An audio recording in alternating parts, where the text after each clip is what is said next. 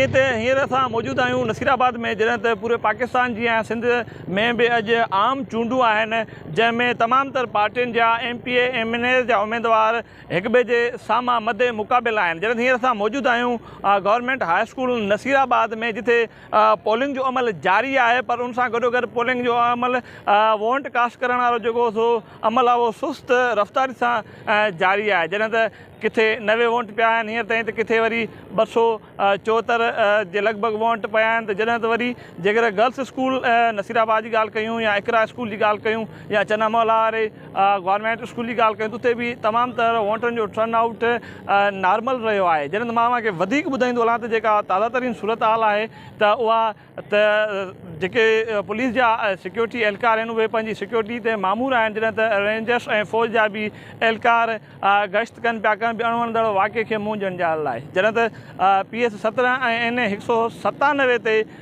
जेके उमेदवार आहिनि पीपल्स पार्टी जो आमिर ख़ान मंगसी ऐं जॾहिं त उज़ैर जागीराणी ऐं PP शहीद भुट्टो समेत केतिरा ई लॻभॻि 11 जे आज़ाद उमेदवार आमने सामने मदे मुक़ाबिला आहिनि। जॾहिं त हींअर चोटी जो मुक़ाबिलो PS 17 ते बुरहान खान चांडियो जेको PP जो उमेदवार आहे, जॾहिं त जावेद खोखर GDA तरफ़ां नामज़द कयल आहे, उन में तमामु तर चोटी जो मुक़ाबिलो आहे। जॾहिं त अवामी वर्कर्स पार्टी लाइ सिंगा नूनारी ऐं आज़ाद उमेदवार वारा मां अयाज़ ख्वार पिणु इलेक्शन जो सिलसिले में चूंड विड़े पियो। मां तव्हांखे ॿुधाईंदो रहां त तमामु तर धुरियुनि जा जेके बि वोटर सपोर्टर आहिनि उहे कैंपूं क़ाइमु कयूं वेठा आहिनि। जॾहिं त मुंहिंजे पुठियां तव्हां ॾिसी सघो था त हींअर ताईं जेको वोटनि जो अमल आहे उहो तमामु तर सुस्त रहियो आहे। जॾहिं त अनक़रीब ॻणप जो सिलसिलो जारी थियण वारो आहे। जॾहिं त ताज़ा तरीन सूरत हाल में इहो हाणे ॾिसणो आहे त शाम जो जेके ॻणप खां बाद में कहिड़ी पार्टी जा जेके सो उमेदवार MP ऐं MNA जी सीट ते कामयाबु थियनि था। जॾहिं त पूरे मुल्क जी सूरत हाल जे हवाले सां तव्हांखे ॿुधाईंदा हलूं त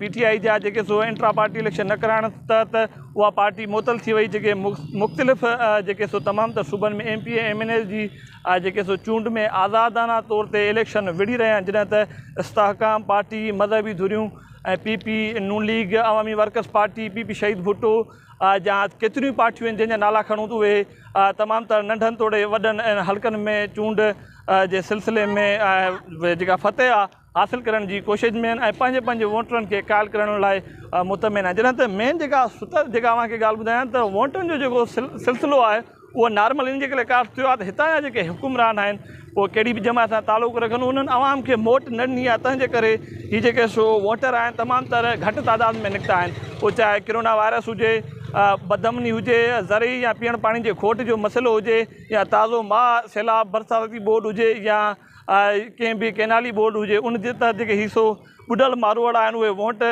कास्ट न करे सघिया आहिनि या नाराज़गी जो इज़हार कयो आहे त असां इन्हनि MP MNAs खे वोट ॾेई छा कंदासीं। पर जेतिरा बि आहिनि पंहिंजी यारी दोस्ती में या पंहिंजी पार्टी जा सपोर्टर या वोटर वोट कास्ट करण लाइ जेके सो शामिलु आहिनि और जेके वोट कास्ट करे विया आहिनि या कुझु कनि पिया। पंहिंजे हाकिम कलोड़े सां गॾु बादशाह जान खे ॾींदा इजाज़तूं। नसीराबाद मां फी अमान अल्लाह, अल्लाह निगहबान।